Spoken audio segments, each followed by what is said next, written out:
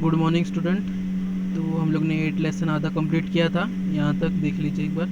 आगे हम लोग स्टार्ट करने वाले, इसे सब ध्यान में रखो। ये सब कंप्लीट किया था।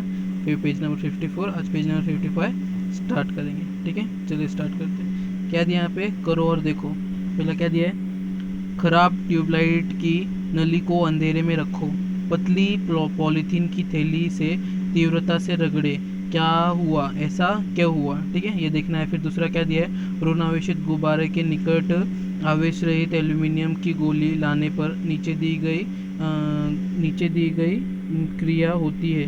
ठीक है, ये दिया है। फिर तीसरा दिया है, क्या क्या होता है वो दिया है इसके अंदर। चित्र में प्रेरणन प्रेरण द्वारा दूसरी वस्तु में विपरीत आवेश निर्मित होता है और दोनों वस्तु एक दूसरे की ओर आकर्षित होती है। ठीक है, फिर आ के अंदर दिया है, चित्र में दोनों वस्तु एक दूसरे को स्पर्श होते ही समान आवेशित हो जाती है। ई चित्र में समान आवेशित वस्तु एक दूसरे को प्रतिकर्षित करती है। ठीक है, तीन देखो यहाँ पे दिया है, पहला अ, फिर दूसरा आ, फिर तीसरा ई। ठीक है, अ के अंदर क्या दिया है, एल्यूमिनियम की गोली है। फिर गुब्बारा जब उसके नज़दीक जाता है, ठीक है, तो क्या होता है, उसके अंदर विपरीत आवेश रहने के कारण वो एक दूसरे से खींचे चले जाते हैं। ठीक है, दोनों वस्तु में एक दूसरे की ओर आकर्षित होती है। फिर आम क्या है, चित्र है, दोनों वस्तु एक दूसरे को स्पर्श होते ही समान आवेशित हो जाती है। ठीक है, जब पहले में क्या दिखा है, वो एक दूसरे से दूर है, मतलब खींचे जा रहे हैं लेकिन वो एक दूसरे से टच नहीं है। लेकिन वैसे ही दूसरे में क्या होता है, वो खींचते खींचते एक दूसरे से टच हो जाता है, और जैसे ही टच हो जाते हैं तो क्या होता है, टच होने के बाद उनके जो आवेश रहता है वो एक दूसरे के अंदर चला जाता है। ठीक है, जो प्लस रहता है नेगेटिव साइन, पॉजिटिव और नेगेटिव जो रहता है प्लस माइनस, जो ऋण और धन आवेश रहता है वो एक दूसरे के अंदर चला जाता है और बाद में वो स्टेबल हो जाते हैं। ठीक है, और स्टेबल होने के कारण वो आवेशित दोनों वस्तु जो रहता है आवेशित हो जाते हैं और बाद में एक दूसरे को प्रतिकर्ष करते हैं। ठीक है, प्रतिकर्षित करते हैं मतलब एक दूसरे को दूर भेजते हैं एक दूसरे से। तो तीसरे में तुम लोगों को दिख रहा है एक दूसरे से दूर भेजते हुए। ठीक है, तो ये इसके अंदर समझाया गया। फिर आगे दिया है स्वर्णपथ, विद्युतदर्शी, गोल्ड लीफ इलेक्ट्रोस्कोप। क्या बताया इसके अंदर, स्वर्णपत्र विद्युतदर्शी विद्युत आवेश के परीक्षण का एक सरल उपकरण है। ठीक, क्या बताया इसके अंदर, स्वर्णपथ जो विद्युतदर्शी है वो विद्युत आवेश का मतलब आवेश जो रहता है विद्युत के, उसके परीक्षण के लिए एक सरल उपकरण बताया गया है। फिर आगे दिया है, विद्युतदर्शी में तांबे की छड़ के ऊपर के सिरे पर धातु की एक चकती होती है। ठीक है, यहाँ पे विद्युतदर्शी में तांबे की जो छड़ है, ऊपर जो देखो तांबे का एक छड़ दिख रहा रहेगा, उसके सिरे पर धातु एक चकती लगाई गई है। फिर दूसरे सिरे पर सोने के दो पतले पत्र अथवा पन्नियाँ होती है। ठीक है, क्या बताया इसके अंदर, एक सिरे पे क्या लगाया है, एक सिरे पे छड़ लगाया तो दूसरे सिरे पे पतले से पन्नी या पत्र जैसा लगाया गया है। ठीक है, यहाँ पे जो बॉटल के अंदर तुम लोग को दिख रहा है वो। फिर आगे क्या दिया है, जिसमें धातु की चकती बोतल के बाहर नहीं, छड़ के कांच की एक बोतल में इस प्रकार रखते हैं। ठीक है, फिर क्या करते हो, जो छड़ रहता है एक बोतल के प्रकार की चीज़ के अंदर उसको रखा जाता है, जिसके धातु की चकती बोतल के बाहर रहे। क्या, धातु की जो चकती है बाहर की, मतलब जो चकती है वो बोतल के बाहर रहे और जो नीचे का जो पत्ती रहता है वो उसके अंदर रहे। ठीक है, फिर क्या दिया है, आवेश रहित किसी वस्तु, मतलब जिसके अंदर आवेश रहित, जो यहाँ पे दिख रहा है तुमको प्लस प्लस प्लस साइन, वो आवेश रहित है। तो आवेश रहित किसी वस्तु से विद्युतदर्शी की चकती को स्पर्श करने पर नीचे की पन्नी सिकुड़ती ही रहती है। आवेश रहित वस्तु के चकती को स्पर्श करने पर दोनों पन्नी सजातीय विद्युत आवेश से आवेशित होती है और उनमें परस्पर प्रतिकर्षण होने से वे एक दूसरे से दूर जाती है। क्या बताया इसके अंदर, जब पहला आवेश रहित, जब जिसके अंदर आवेश रहित रहता है, ठीक है, प्लस प्लस का दिख रहा है, कुछ भी एक वस्तु लेना है और उसको जैसे ही तुम चकते पे टच करोगे, ठीक है, चकती पे स्पर्श करोगे, तो स्पर्श करने से क्या होता है, नीचे की पन्नी जो रहती है वो सिकुड़ने लगती है। क्यों, क्योंकि उसके अंदर के जो आवेश रहते हैं वो धीरे धीरे ऊपर चले जाते हैं, तो इसलिए वो पन्नी धीरे धीरे सिकुड़ने लगते हैं। और फिर क्या दिया आगे, आवेश रहित वस्तु के चकती के स्पर्श करने पर दोनों पन्नी सजातीय, ठीक है, एक ही जाति के हो जाते हैं, इसलिए विद्युत आवेश के आवेश रहित होने से वो एक दूसरे को प्रतिकर्षण करता है। ठीक है, एक दूसरे से वो दूर चले जाता है। फिर आगे क्या दिया है, हाथ से चकती को स्पर्श करते ही पत्ती पास आती है, क्योंकि पन्नी का आवेश स्पर्श द्वारा हमारे शरीर से जमीन की ओर जाता है और पन्नी आवेश रहित हो जाती है। ठीक है, फिर यहाँ पे आगे क्या बताया, हाथ से जब चकती को स्पर्श करते हैं तो पत्ती पास आ जाती है। क्यों? क्योंकि उसके अंदर के जो सजातीय रहते हैं वो विजातीय हो जाते हैं, और विजातीय होने का मतलब आवेश से स्पर्श करने के बाद शरीर से और ज़मीन से, ठीक है, ज़मीन से शरीर के अंदर का शरीर तक आता है, और शरीर से फिर उसके अंदर वो चला जाता है, आवेश चला जाता है, और उससे फिर पन्नी का आवेश रहित हो जाता है, और उसके कारण वो दोनों वापस एक दूसरे के नज़दीक आ जाते हैं। ठीक है, तो ये स्वर्णपथ विद्युतदर्शी के बारे में बताया, गोल्ड लिफ्ट इलेक्ट्रोस्कोप के बारे में। फिर आगे क्या दिया यहाँ पे, ऐसा हुआ था, क्या दिया है, सन 1752 में बेंजामिन फ्रैंकलिन ने अपने पुत्र विलियस के साथ पतंग उड़ाने का प्रयोग किया। ठीक है, प्रयोग किया। फिर रेशम का कपड़ा, देवदार वृक्ष की लकड़ी और धातु के तार का उपयोग करके पतंग तैयार की। ठीक है, क्या क्या यूज़ किया है, रेशम का कपड़ा लिया, फिर देवदार वृक्ष की लकड़ी ली, और धातु के तार का उपयोग करके उसने पतंग का निर्माण किया। फिर धातु का तार इस प्रकार जोड़ा कि उसके एक सिरे पतंग के ऊपर के भाग की और दूसरे सिरा पतंग की डोरी से जुड़ा था। ठीक है, क्या बताया यहाँ पे, धातु का तार जो था इस प्रकार जोड़ा गया था कि एक सिरा पतंग के ऊपर भाग में था, और दूसरा सिरा जो था वो पतंग की डोरी से जुड़ा हुआ था।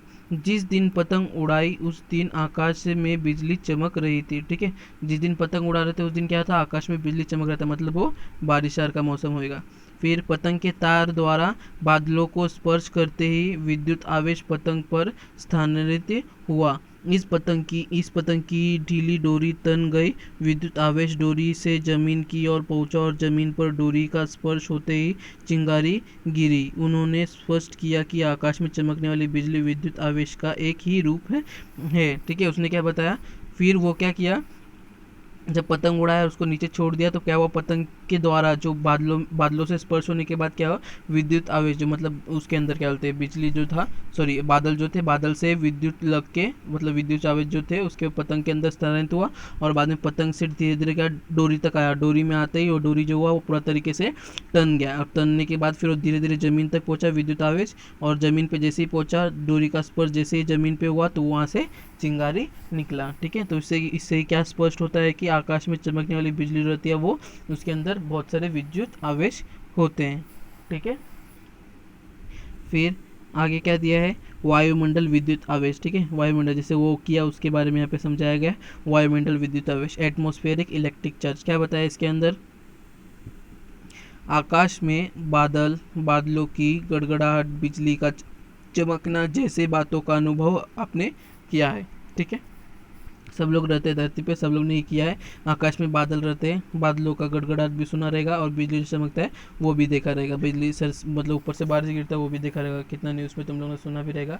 सो बिजली गिरने से कितने लोग की मौत हो जाती है। ठीक है, तो ये सब कैसे होता है, क्या होता है, वो आगे दिया गया। कभी कभी वृक्ष पर या इमारत पर बिजली गिरने से लोगों और जानवरों की मृत्यु होने के बारे में हम पढ़ते हैं। ठीक है, जो भी मैं बताया वही यहाँ पे दिया है कि इमारत या बिजली या किसी लोग जानवर पे गिर जाते हैं तो उससे बहुत लोगों का नुकसान होता है। ठीक है, कोई मृत्यु भी पा जाते हैं, और कोई जो रहते हैं वो बच जाते हैं, मतलब थोड़ा सा ही अगर पार्ट का गिरा रहेगा तो उनका हाथ पैर मतलब सर्जरी करके वो बच जाते हैं, लेकिन बहुत सारे टाइम पे क्या होता है, लोग मर जाते हैं। ठीक है, बिजली जब गिरता है तो। फिर आगे दिया, यह कैसे घटित होता है और यह घटित ना हो इसलिए क्या उपाय किया जा सकता है। ठीक है, अभी क्यों घटित होता है और किस ना हो क्या उपाय किया जा सकता है वो आगे दिया है। आकाश में बिजली चमकती है, ज़मीन पर बिजली गिरती है, यानी निश्चित रूप से क्या होता है। ठीक है, अभी आकाश में बिजली चमकती है और वो नीचे गिरती है, वो कैसे क्यों होता है वो पूछा गया है, तो ये यहाँ पे आगे दिया है, बिजली का चमकना क्यों होता है और कैसे होता है। क्या दिया है यहाँ पे, लाइटनिंग का। ठीक है, लाइटनिंग नाम दिया, लाइटनिंग बोलते हैं इंग्लिश में बिजली का चमकना को। आकाश में जब हवा और बादल का घर्षण होता है। ठीक है, आकाश में जब हवा और बादल जब घर्षण होता है तब ऊपर वाले कुछ बादल धन आवेशित, वो नीचे वाले कुछ बादल ऋण आवेशित बन जाते हैं। ठीक है, क्या होता है, आकाश में जब हवा और बादल घर्षण होते हैं, ठीक है, दोनों का जब घर्षण होता है हवा और बादल का, ठीक है, बादल और बादल का नहीं कहा गया यहाँ पे, हवा और बादल का जब घर्षण होता है तब ऊपर के कुछ बादल जो रहते हैं वो धन आवेशित होते हैं, उसी प्रकार नीचे के जो बादल रहते हैं वो ऋण आवेशित बन जाते हैं। और बिजली चमकना और गिरना इसके पीछे का विज्ञान जटिल है। ठीक है, मतलब बहुत अंदर डीप तक पढ़ना पड़ेगा तुम लोग को, इतना जल्दी इसके बारे में समझेगा नहीं, इसलिए यहाँ पे दिया है। उसके पीछे का जो चीज़ है वो बहुत जटिल दिया है, ठीक है, उसके अंदर बहुत सारे चीज़ जो रहते हैं वो इधर से उधर पास होते हैं, ठीक है, लेकिन तुम लोग को नहीं समझेगा उसलिए बताया यहाँ पर डायरेक्ट। तो विज्ञान जो है वो जटिल है, इसलिए हम समतल जमीन के ऊपर के आकाश के एक ऋण आवेशित बादल की विचार करेंगे, ठीक है। उसलिए सिंपल भाषा में क्या बताया इसके अंदर कि समतल जमीन के ऊपर, मतलब हमारा जो सीधा जमीन रहता है उसके ऊपर आकाश के एक ऋण आवेशित बादल का विचार करेंगे, जब बादल के तल का ऋण आवेश जमीन के आवेश की तुलना से बहुत अधिक होता है, ठीक है। जब मतलब जैसे कि नीचे प्लस साइन रहता है और उसे ऊपर का जो रहता है ऋण आवेशित नीचे के जमीन के पेक्षा बहुत बहुत मतलब बहुत ज़्यादा हो जाता है, ठीक है। मतलब नीचे तो पॉजिटिव साइन रहता है, तो पॉजिटिव साइन से भी ज़्यादा जो आकाश में बादल रहता है उसका अगर ऋण आवेशित बढ़ गया, ठीक है, ऋण की जो आवेश रहती है वो अगर बढ़ गया तो क्या लिखा आगे, जब बादल के तल का ऋण आवेश जमीन के आवेश की तुलना से बहुत अधिक होता है तब क्रम क्रम से ऋण आवेश जमीन की ओर प्रवाहित होने लगता है। यह घटना अतिशीघ्र 1 सेकेंड से भी कम समय में होती है। इस समय विद्युत आवेश के स्थान साथ ऊष्मा, प्रकाश और ध्वनि ऊर्जा की निर्मित होती है। तो ये क्या बताया, अभी जब ज़्यादा हो जाता है तो क्या होता है, ज़्यादा होने के कारण उसने का जो माइनस माइनस जो साइन है वो सब ज़मीन पे आने लगता है, और ज़मीन पे आने के कारण क्या होता है वो बहुत स्पीड में होता है, ठीक है। वो बहुत स्पीड होने के कारण उसके साथ क्या क्या ट्रैवल करता है बताया यहाँ पे, विद्युत आवेश के साथ ऊष्मा, प्रकाश और ध्वनि ऊर्जा, ठीक है। ये कौन कौन सी ऊर्जा दी है, विद्युत ऊर्जा, ठीक है, ऊष्मा ऊर्जा, प्रकाश ऊर्जा और ध्वनि ऊर्जा, ये सब निर्मित होती है और निर्मित होने के कारण उसके साथ ट्रैवल करती है, ठीक है। तो वही ज़मीन पे आती है तो वो लाइटनिंग का, ठीक है, बिजली चमकने का रूप ले लेती है। अब बिजली चमकता तो ठीक है, समझ गया बिजली कैसे चमकता है, अभी वो गिरता कैसे वो यहाँ पे दिया है, ठीक है, लाइटनिंग स्ट्राइक दिया है यहाँ पे, बिजली कैसे गिरता है क्या दिया है, तुम्हें पता है कि आकाश में विद्युत आवेशित बादल होने पर वह ऊंची इमारत वृक्षों की ओर आकर्षित होते बिजली गिरती है, तब इमारत की छत या वृक्ष के सिरे पर प्रेरण द्वारा विपरीत विद्युत आवेश का निर्माण होता है। क्या बताया इसके अंदर कि आकाश में जो विद्युत रहते हैं वो कहाँ पे गिरते हैं, ठीक है, वो निश्चित से नीचे ही गिरेंगे, तो नीचे गिरने से कहाँ, पेड़ पौधे पे, ज़मीन पे या क्या होते हैं बिल्डिंग आर पे, मतलब इमारत आर पे गिर सकता है, ठीक है। तो वो आकर्षित होता है तभी उसके ऊपर गिरता है, ऐसा नहीं कि कहाँ पे भी जाके गिरता है, जहाँ पे उसको आकर्षित होने का मिलता है सबसे ज़्यादा वहाँ पे बिजली आके गिरता है, ठीक है। तो बिजली गिरते ही तब इमारत की छत या वृक्ष के सिरे पर प्रेरण द्वारा विपरीत विद्युत आवेश का निर्माण होता है, ठीक है। जहाँ पे वो मतलब गिरता है वहाँ पे उसका जो विद्युत रहता है वो विपरीत हो जाता है, ठीक है, उसके उल्टे आवेश का वहाँ पे निर्मित होती है।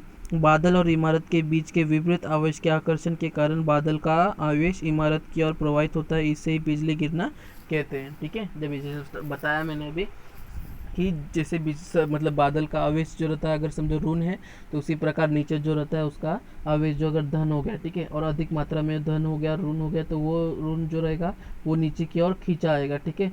जहाँ पे मतलब कम, जैसे कि समझो ऊपर ऋण ज़्यादा और नीचे धन जहाँ पे कम है, ठीक है, धन आवेशित जहाँ पे कम है वहाँ पे उसकी ओर खींचा जाएगा वो, और बाद में वो उसके अंदर मतलब अपना आवेश डालने के लिए, दोनों आवेश रहित होने के लिए वो उसकी ओर आकर्षित होने होता है, और उसके ऊपर उसको ही क्या कहते हैं, बिजली गिरना, ठीक है। ऐसे ऊर्जा जो ट्रैवल होता है उसको ही कहते हैं बिजली गिरना।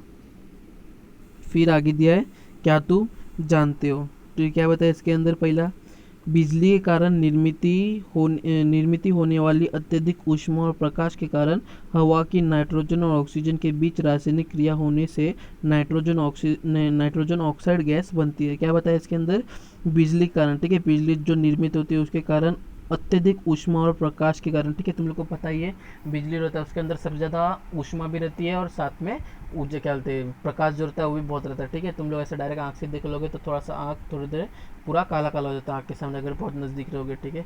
और उसके अंदर इतना ऊष्मा रहती है सो किधर जिधर गिरता है उधर वो जला देता है, ठीक है, क्योंकि उसके अंदर विद्युत भी बहुत रहता है, ठीक है।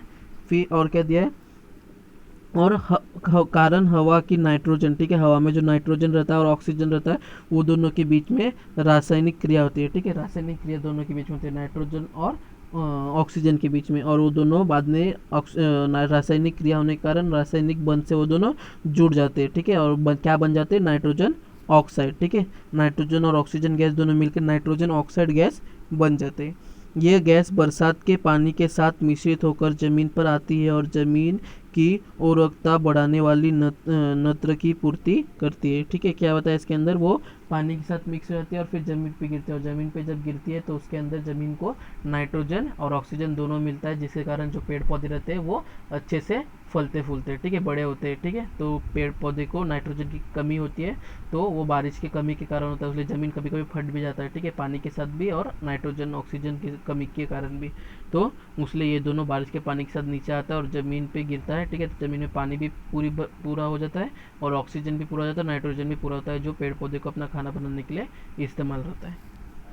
फिर यहाँ पे दूसरा पॉइंट क्या दिया है, बिजली की ऊर्जा द्वारा हवा की ऑक्सीजन को ओजोन में रूपांतर होता है, ठीक है। फिर क्या दिया है, बिजली की ऊर्जा द्वारा, बिजली का जो ऊर्जा रहता है उसके द्वारा ऑक्सीजन का आयोजन में रूपांतर होता है, ठीक है। ऑक्सीजन जो रहता है O2 रहता है, उसका O3 में, ओजोन का तुम लोग को फॉर्मूला पता है O3 रहता है, ठीक है, याद कर लेना। ऑक्सीजन का जो ओजोन का रूपांतर रहता है वो O3 में हो जाता है, ठीक है। ऑक्सीजन O2 का जो रहता है वो O3 में रूपांतर हो जाता है और वो ओजोन का आता है, ठीक है, O3 को। तो वही बताया यहाँ पे, बिजली का जो ऊर्जा रहता है उसके हवा के ऑक्सीजन जो रहती है वो ओजोन के अंदर रूपांतरित हो जाती है, और ओजोन गैस जो रहता है सूर्य से आने वाली हानिकारक पराबैंगनी किरणें से हमारी रक्षा करती है, ठीक है। तुम लोग को पता है पृथ्वी के ऊपर एक कवच है, ठीक है, ओजोन कवच। तो ओजोन कवच से क्या होता है, सूर्य से आने वाली जो पराबैंगनी किरणें रहती है उसको, उससे हमको मतलब उस पराबैंगनी किरणें को ओजोन लेयर जो रहता है वो रोक देता है। उससे हमको कितनी सारी मतलब जो हानि होने वाली रहती है वो नहीं होती है, ठीक है। उससे ज़्यादा करके स्किन कैंसर होता है तो वो रोक देता है बाहरी, जिसके कारण अंदर पराबैंगनी किरणें नहीं आती और हम लोग उससे सुरक्षित रहते हैं, ठीक है। तो ये सब बिजली के जो नुकसान भी है और साथ में फ़ायदा भी है, ठीक है। वो ऊपर ही रहे तो फ़ायदा है, नीचे गिरता है तो नुकसान रहता है। फिर आगे दिया है तड़ित रक्षक, ठीक है, लाइटनिंग कंडक्टर। क्या दिया है यहाँ पे, देखो डायग्राम दिया है बाजू में और समझा है। बादल से गिरने वाली बिजली के आघात से बचाव के लिए जिस उपकरण का उपयोग किया जाता है उसे तड़ित रक्षक कहते हैं। क्या बताया, बादल से गिरने वाली बिजली आघात से बचने के लिए जो उपकरण का उपयोग किया जाता है, ठीक है। बिजली गिरता है तो बिजली का मतलब आघात रोकने के लिए जो जिससे चीज़ का उपयोग किया जाता है उपकरण का, उसको ही तड़ित रक्षक कहते हैं, ठीक है। लाइटनिंग कंडक्टर, लाइट को मतलब वो कैच कर लेता है, खींच लेता है अपने तरफ और जमा कर लेता है, ठीक है। क्या बताया यहाँ पे, तड़ित रक्षक तांबे की एक लंबी पट्टी होती है, ठीक है। यहाँ पे देखो एक दिया लंबी पट्टी। फिर आगे क्या दिया है, इमारत की सबसे ऊंची भाग पर इसका एक सिरा होता है, ठीक है। यहाँ पे सिरा देखो दिया गया है, वो सबसे ऊपर मतलब जो बिल्डिंग रहता है उसके सबसे ऊपर भाग पे ये सिरा होता है। इस सिरे के भाले की तरह अग्र होता है, ठीक है। भाले की तरह अग्र, देखो यहाँ पे ऊपर दिया है, भाले की तरह अग्र क्यों होता है, क्योंकि वो उसको खींच सके, टोकदार रहता है। पट्टी के दूसरे सिरे को जमीन के अंदर ढलवा लोहे की मोटी चादर से जोड़ा जाता है, ठीक है। यहाँ पे देखो लोहे का मोटा चादर दिया है, उसको जमीन के अंदर गाड़ दिया जाता है और आजू बाजू में कोयला डाल दिया जाता है, ठीक है। कोयला देखो, कोयला और नमक यहाँ पे आगे दिया रहेगा।